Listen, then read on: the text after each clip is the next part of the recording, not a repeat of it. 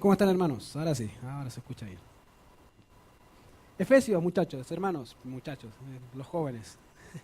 Efesios, hermanos, vamos a estar ahí. No sé si recuerdan que hemos estado estudiando esta carta del apóstol Pablo a los Efesios.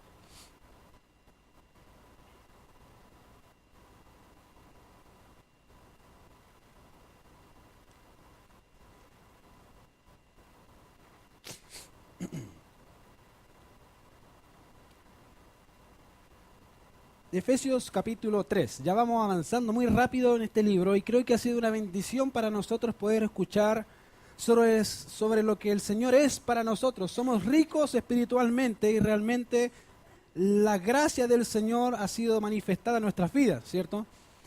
Sin duda alguna podemos reconocer eso en cada área. Y saber que no solamente somos ricos, sino que en Cristo lo tenemos todo y no nos hace falta nada.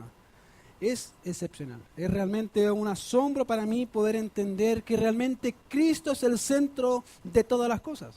Y que Él, y por Él, y para Él, son todas las cosas y deberían ser así. Una de las promesas realmente que me hace recordar al Señor Jesucristo más asombrosa dentro de lo que es los evangelios, es lo que Él dijo en Mateo capítulo 16, verso 18, dice: sobre esta roca edificaré mi iglesia y las puertas del Hades no prevalecerán contra ella. Amén. Sin duda alguna sabemos que es así. Él es el que edifica, Él es el que construye la iglesia y Él es el fundador y el fundamento de la iglesia. Por lo tanto, hoy por hoy sabemos que si pasa algo en el mundo, Dios permanece para siempre. Las cosas pueden cambiar, pero Dios sigue siendo Dios.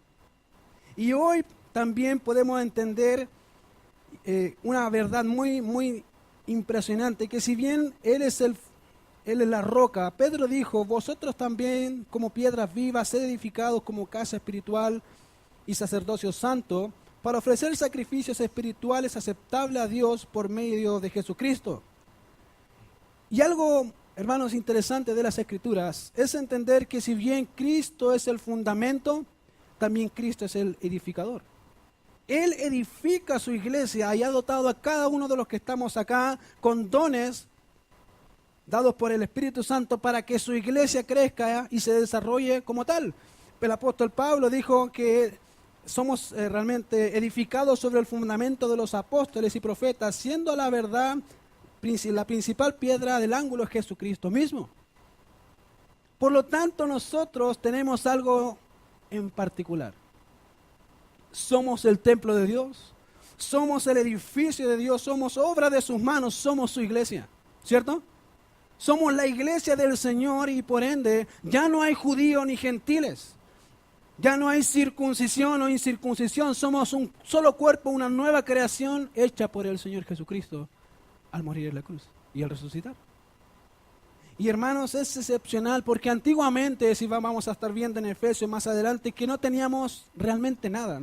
El apóstol Pablo dice que estábamos sin Dios, sin ley, sin nada.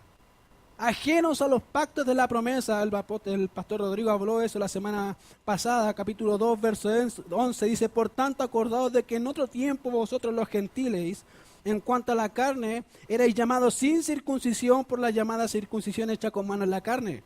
En aquel tiempo estabais sin Cristo, alejados de la ciudadanía de Israel y ajenos a los pactos de la promesa, sin esperanza y sin Dios en el mundo. Eran realmente nada, no tenían esperanza. Pero ahora en Cristo Jesús, vosotros que en otro tiempo estabais lejos, habéis sido hechos cercanos por la sangre de Cristo. Porque Él es nuestra paz, que de ambos pueblos hizo uno, derribando la pared intermedia de separación, aboliendo en su carne las enemistades, la ley de los mandamientos expresados en ordenanzas, para crear en sí mismo de los dos un solo y nuevo hombre, haciendo la paz. Eso somos nosotros. Somos la iglesia del Señor. Y es realmente excepcional poder entender, hermanos, que ya no hay ritos que cumplir para poder alcanzar gracia de Dios.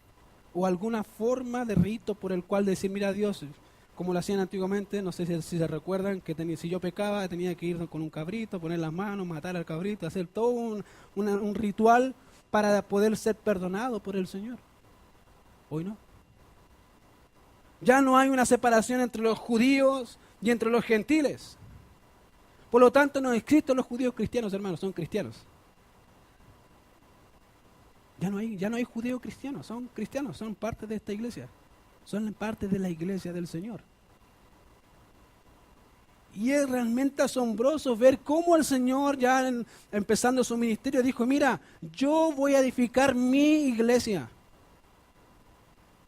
con mis estándares, con mi forma. Pablo, fíjese que en el capítulo 3 empieza haciendo una declaración excepcional, porque dice, por esta causa, hablando de las promesas que realmente hemos sido participantes por Cristo Jesús en su iglesia, por esta causa, ya no hay judío ni griego, no hay que esclavo ni libre, porque Él es nuestra paz, que de ambos pueblos hizo uno, así que ya no somos extranjeros ni advenedizos, sino conciudadanos y miembros de los santos y de la familia de Dios. Ahora tienes una familia. Antes no tenías nada. Hoy eres llamado hijo de Dios. Eres parte de la herencia.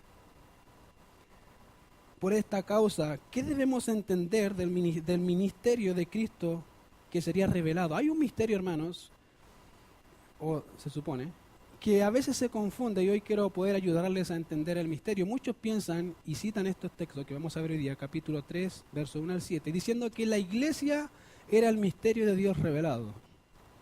Bueno, en este texto no. En este texto no está diciendo que la iglesia era el misterio de Dios revelado. Aquí el texto lo que va a decir es que los gentiles son parte de la iglesia.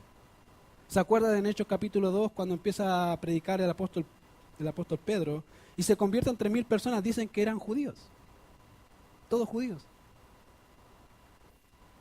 Y al principio el ministerio de la iglesia era netamente enfocado a judíos. Nunca se le pasó por la cabeza decir un gentil. No.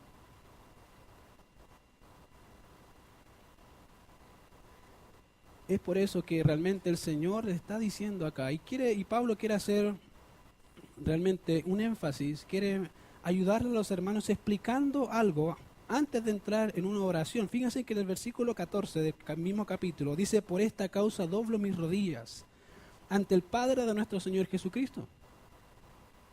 Y en el verso 1 del mismo capítulo dice, por esta causa. Por lo tanto, Pablo está haciendo algo, miren, les va a decir, miren, quiero explicarles realmente qué consiste todo esto, pero tienen que saber algo antes. Les podría explicar al tiro, pero no lo van a entender. Por lo tanto, lo que voy a hacer, voy a tratar de explicarles lo que el Señor ha hecho por medio de mí, para que ustedes puedan entender la oración. Por esta causa, realmente podría ser traducida, y en otras Biblias, la versión NBI la traduce de esta forma. Por esta razón yo, Pablo, prisionero de Cristo Jesús, por el bien de ustedes, los gentiles, me arrodillo en oración. ¿Qué es realmente el enfoque que está haciendo Pablo acá? Mira, quiero arrodillarme en oración, pero quiero explicarles que hay algo que necesitan saber para poder entender. Por esta causa, ahora, en esta oración obviamente introductoria, queriendo establecer nuevamente el patrón de verdades unificadoras que ha mencionado anteriormente, que ya no hay judío ni gentil, sino solo un cuerpo, somos una iglesia, ya mencionadas en el capítulo anterior, hace un repaso de estas verdades para explicar la oración del versículo 14 que empieza de la misma manera. ¿Cuántos al escuchar por primera vez algo acá en la iglesia, le ha pasado o le ha sucedido que a veces escucha algo nuevo o novedoso y no lo entiende mucho? A mí me ha pasado muchas veces que leo la escritura y no entendí. Necesito volver a leer. Y no sé, probablemente a muchos de los que estamos acá ha pasado algo así, en alguna predicación, buena la predicación, sí, no entendí mucho, pero estaba buena. Y pasa porque hay verdades que no asimilamos tan rápidamente, por lo cual es necesario volver a repasarlas. Y Pablo, como un buen maestro, lo que va a hacer, va a decir, mira, vamos a repasar las verdades que les mencioné para que puedan entender mejor a lo que quiero llevarles. Y eso Pablo empieza así, por esta causa, yo Pablo. Y la primera cosa que debemos entender del misterio de Cristo es que el misterio debe ser revelado a un ministro, no puede ser revelado a cualquier persona. Y por eso Pablo dice, yo Pablo, prisionero de Cristo Jesús, por vosotros los gentiles. Y Pablo va a empezar a hablar sobre su autoridad. Va a decir, mira, yo soy Pablo, yo escribí, y pueden tener indicio que he escrito muchas cartas, y nosotros hoy tenemos 27 escritos del apóstol Pablo, más o menos. 27 escritos que él dice, yo Pablo, prisionero de Cristo, y empieza casi de la misma forma en todas sus cartas. Y en muchas de ellas tiene que hacer a veces, en el caso de los Corintios, tuvo que hacer algo de apología, de defender que él realmente era un ministro del Señor, comisionado por el Señor. No fue su intención ser ministro. No fue que él dijo, ¿quién faltan apóstoles? Yo quiero ser apóstol. No, él dijo, el Señor me llamó. El Señor me puso en ese lugar, no fui yo. Tenemos en Hechos, capítulo 9, la conversión de Pablo, ¿se acuerdan? Cuando el Pablo se convirtió, la primera pregunta que el apóstol Pablo hizo, Señor, ¿qué quieres que yo haga? Y el Señor, revelándole a Ananías, le dice, mira, toma porque Ananías no quería ir. Me dice, Señor, este asesino nos quiere matar, y tú me decís que vaya donde él. ¿Quién me dice a mí que se convirtió? Anda, Ananías, porque instrumento escogido me es porque le voy a enseñar cuánto le es necesario padecer por mi causa. Y ahí vemos realmente que el Señor estaba comisionando desde ya a Pablo a una labor en particular. Ciertamente el apóstol Pedro fue llamado a la circuncisión a los judíos, pero Pablo fue llamado a la incircuncisión a los gentiles, a predicar a los gentiles. Ese era su llamado. Dedicarse a ese grupo de personas. Pablo realmente es y ha sido uno de los mayores y más distinguidos de su época. Ha sido uno de los, no sé si se le ha maravillado como es él, a mí sí. Ver realmente cómo Dios en sus cartas va viendo a un hombre realmente, cómo Dios va trabajando en su vida, cómo empieza a decir, mira, soy apóstol, no soy digno de ser llamado apóstol, para casi al final de su día decir, mira, no soy el peor de los pecadores, el primero de los pecadores, ese soy. Empezó diciendo, mira, no soy digno de ser un apóstol, para decir, no, soy el más miserable pecador que existe en esta tierra. Y vemos cómo Dios trabaja en este hombre y dice, mira, yo Pablo, prisionero de Cristo Jesús por vosotros los gentiles. Y realmente el apóstol Pablo era un prisionero. Era un prisionero, por cuanto se habla de que Pablo era prisionero de Cristo. Debemos entender dos verdades sobre prisionero. Primera verdad, en primer lugar debemos entender que Pablo fue llamado al ministerio por Cristo mismo al mencionarle a Ananías lo que le había mencionado anteriormente, que fuera a donde Pablo. Por lo tanto, Pablo lo que dice en cada una de sus cartas, al decir yo Pablo, siervo del Señor, está diciendo yo Pablo soy un esclavo del Señor dispuesto a dar mi vida por el Señor. Ese soy yo. Soy el más insignificante. Y él lo entendía. Pablo entendía, mi vida no es mía, mi vida es de Cristo. Y en segundo lugar debemos entender que cuando Pablo habla de prisionero de Cristo era realmente literal, estaba en la cárcel. Fíjense, si usted leyera esta carta, se va a dar cuenta de que pareciera que Pablo nunca estuvo en la cárcel. No habla de la cárcel, como si fuese cualquier cosa estar en la cárcel. Yo creo que uno de nosotros me mandan a la cárcel, ojalá que ningún hermano se entere por Facebook que me metieron. Pero acá vemos realmente a un hombre que dice, mira, yo soy prisionero por Cristo Jesús, por predicar la palabra. Ese soy yo. Pablo realmente fue prisionero, fue encarcelado más o menos 5 veces y 2 estuvo en Cesarea y los demás años estuvo en Roma. ¿Usted cree que Pablo se incomodó por estar encarcelado? Pablo veía oportunidad, decía, no importa que me encarcele, total tengo un soldado al lado, no se puede mover, le predico al soldado. No hay problema. Fíjense que en 2 Corintios, verso 24, capítulo 11, verso 24 al 27 nos dice, de los judíos 5 veces he recibido 40 azotes menos 1. 3 veces he sido azotado con vara. 1 vez apedreado. 3 veces he padecido naufragio. 1 noche y 1 día he estado como náufrago en el mar. En camino muchas veces. En peligros de ríos. peligro de ladrones, peligro de los de dominación, peligro de los gentiles, peligros en la ciudad, peligros en el desierto, peligros en el mar, peligros entre falsos hermanos, en trabajo y fatiga, en muchos desvelos, en hambre, en sed y en muchos ayunos, en fríos y en desnudez. Ese era Pablo. Dice, mira, si te quieres quejar por ser perseguido por el Señor, mira, ahí está. Si tú dices, mira, que estoy sufriendo, no, tú no estás sufriendo, eso no es sufrimiento. ¿De qué me hablas? Y digno deberías sentirte por ser alguien así, que el Señor te tenga para ponerte ahí, al frente de batalla. Ese era Pablo.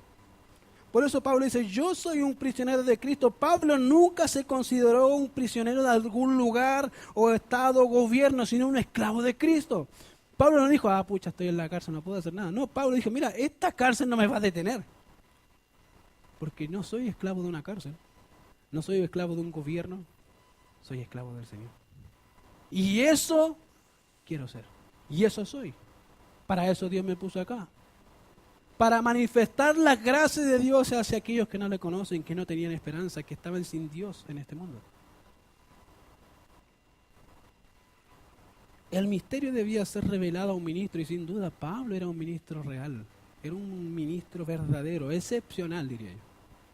Muchas personas analizar lo que Pablo sabía y lo que él entendía sobre idiomas, sobre lo que es la cultura, dice que más o menos Pablo tenía 4 doctorados, hermanos, 4, una apenas puede uno.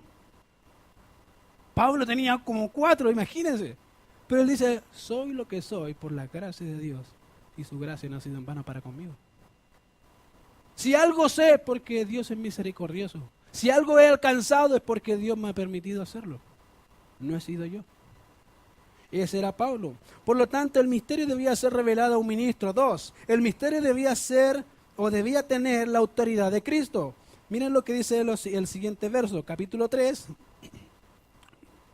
verso 2. Si es que habéis oído de la administración de la gracia de Dios que me fue dada para con vosotros, que por revelación me fue declarado el misterio como antes los he escrito, leyendo lo cual podéis entender cuál sea mi conocimiento en el misterio de Cristo. Misterio que en otras generaciones no se dio a conocer a los hijos de los hombres, como ahora es revelado a sus santos apóstoles y profetas por el Espíritu. El misterio no tenía que solamente ser revelado a un ministro, sino que tenía que tener la autoridad de Cristo para poder darlo a conocer. Es como cuando la mamá le dice al hijo, ¿sabes qué, hijo? Tienes que hacer la cama. Ay, el hijo, ya mamá, güey. Mediodía, oye, ¿la cama? No, sí la voy a hacer, ¿Y la cama? No, sí la voy a hacer. Y la mamá se empieza a enojar, ya le quiere darle al hijo. Y a veces cuando no le quiere decir, le voy a decir a tu papá. Ya dijo papá, empezamos a hacer la cama porque si no el papá va a llegar a la casa y le va a dar. ¿Por qué? Porque el respaldo a veces que ocupan las esposas es la autoridad del jefe de la casa. Y a veces pasa exactamente lo mismo en el trabajo. El respaldo que tengo yo sobre alguien es el que está por sobre mí. Si es mi jefe y mi jefe me da una orden y alguien me dice eso no es así, porque quiere rebelarse, le digo el jefe dijo esto, y cambian las cosas. Porque normalmente funcionamos de esa forma. Tenemos la tendencia a ser un poco rebeldes en contra de la verdad o de órdenes, pero acá Pablo necesita establecer que su ministerio y su misterio que se fue revelado no era porque a él se le ocurrió, fue la obra de Dios en él. Dios se lo quiso decir a él para que él se lo comunicara a las iglesias. Por eso dice que por revelación me fue declarado el misterio como antes lo he escrito brevemente.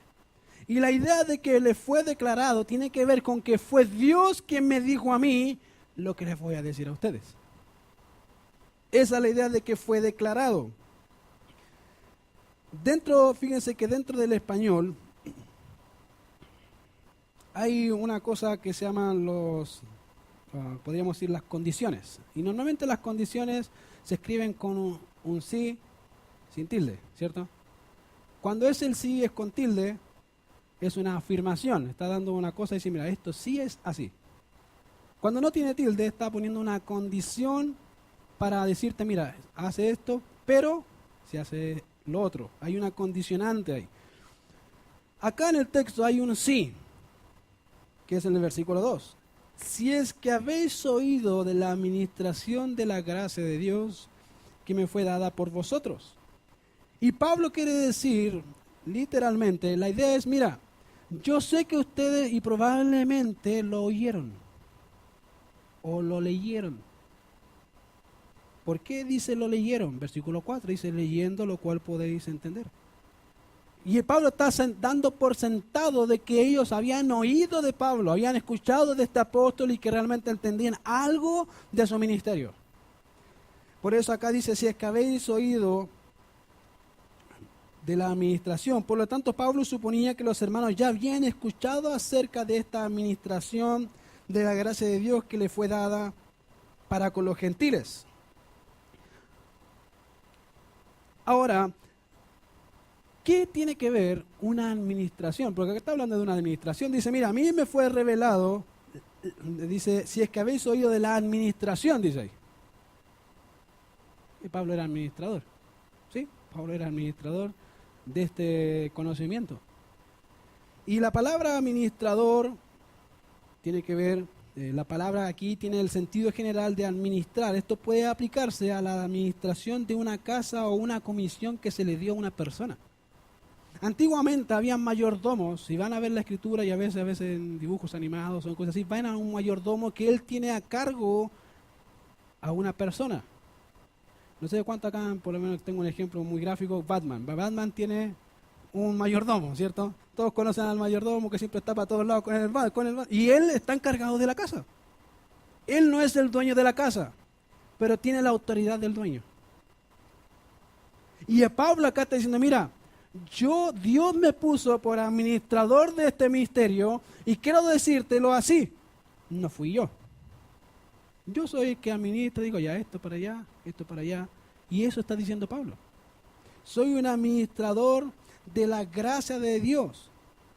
De igual manera, Pablo no fue nombrado por sí mismo, sino que Pablo dijo algo interesante. En 1 Timoteo capítulo 1, verso 12 dice, doy gracias a Dios, al que me fortaleció, a Cristo Jesús nuestro Señor, porque me tuvo por fiel, poniéndome en el ministerio, y por ende, en cada carta podemos encontrar apóstol de Jesucristo.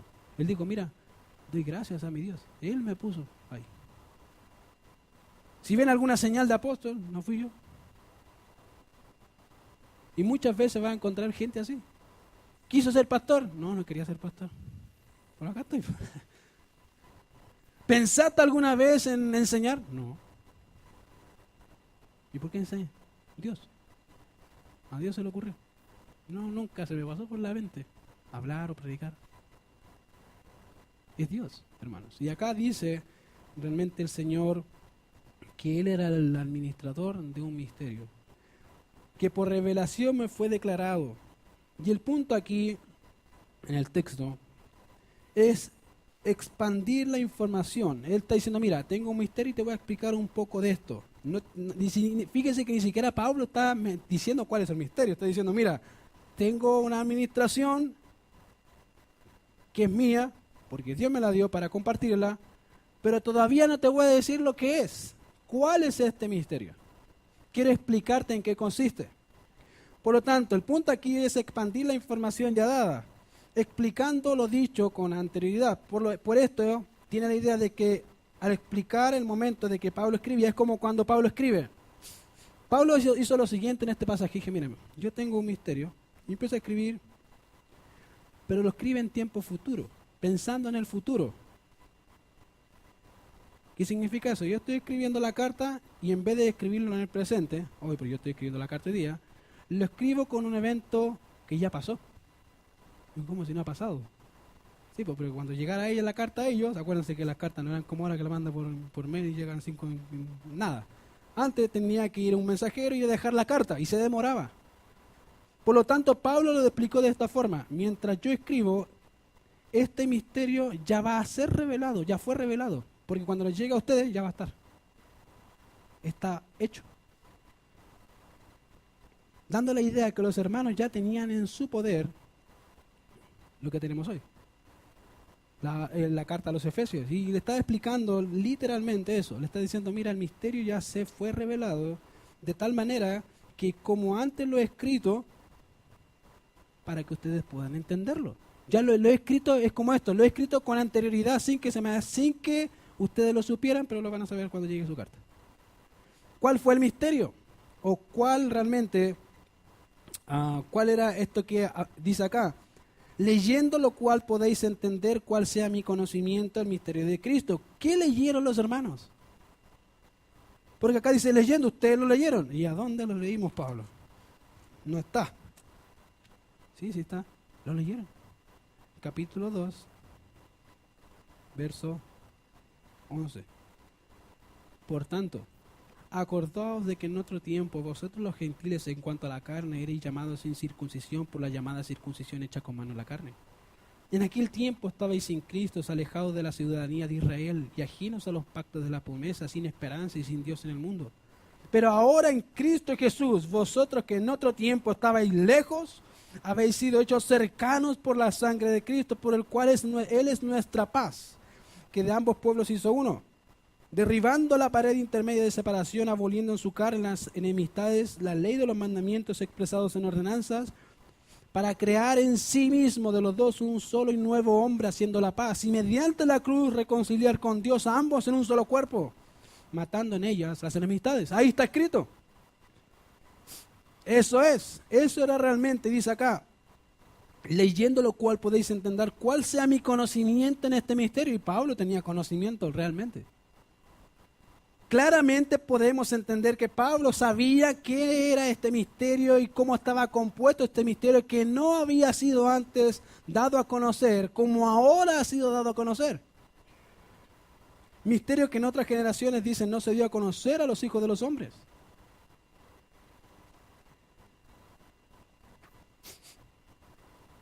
Un autor escribe lo siguiente sobre este texto. Se podría decir que el misterio es en cierto sentido Cristo mismo, que es Cristo en todas sus gloriosas riquezas realmente morando mediante su espíritu en los corazones y vidas, tanto de judíos como de gentiles, unidos en un cuerpo, la iglesia.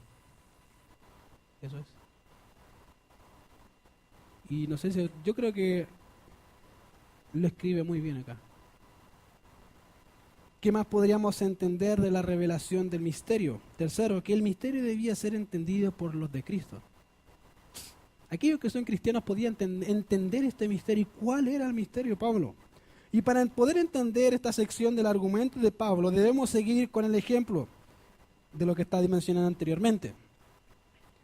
Antes se mencionaba sobre la autoridad y la existencia de un misterio, pero ahora de su contenido. ¿Cuál era el contenido? Verso 6. Dice verso 6, que los gentiles son coherederos y miembros del mismo cuerpo y copartícipes de la promesa en Cristo Jesús por medio del Evangelio, del cual yo fui hecho ministro por el don de la gracia de Dios que me ha sido dada según la operación de su poder. Eso era el misterio. Y usted dice, pero no tiene sentido el misterio. Sí tiene bastante sentido el misterio. Porque muchos dicen, mira, la iglesia era un misterio. Y acá el versículo no está diciendo que la iglesia es un misterio. Acá está diciendo que el misterio es que los gentiles iban a ser parte de la iglesia. Los judíos nunca pensaron que un gentil se iba a convertir. ¿Se acuerdan de Pedro cuando fue a un gentil? Cuando baja el lienzo le dice, el Señor mata y come. Y Pedro le dice, el Señor, yo nunca he comido algo inmundo. Y el Señor le dice, lo que yo santifiqué no llames tú inmundo. Y esto es el texto dice, se hizo 3 veces. Y Pedro dice, no, y pensaba dentro de sí, ¿qué significa esto? Y toca la puerta. Lo estaban buscando. Cornelio. Un hombre gentil, piadoso, que conocía cosas acerca de Dios, pero Dios tuvo misericordia a ese hombre y le dijo, anda a buscar a un tal Pedro. Y después lo trae y le dice, ya, ¿para qué me quieres? No sé, el ángel me dijo que te trajera y que me iba a decir algo, dime algo, no sé, tú dime. Y ahí Pedro entendió, que los gentiles también eran parte de la iglesia. Y después, fíjense que después tuvo que explicar a los judíos por qué Pedro tuvo que ir donde un gentil, porque eso era malo para ellos. Era abominación juntarse un gentil con un judío. Pero él dijo, mira, pudimos ver el Espíritu Santo en esos hombres. Cristo no vino a salvar solamente judíos. Cristo vino a salvar a gentiles. Y de todos ellos a hacer la iglesia. Hoy no hay esa distinción, hermanos. Puede venir un judío y le vamos a decir, hermano, si es creyente, si no, es un pecador más, que necesita del Señor. Necesita reconocer que Cristo es el que salva.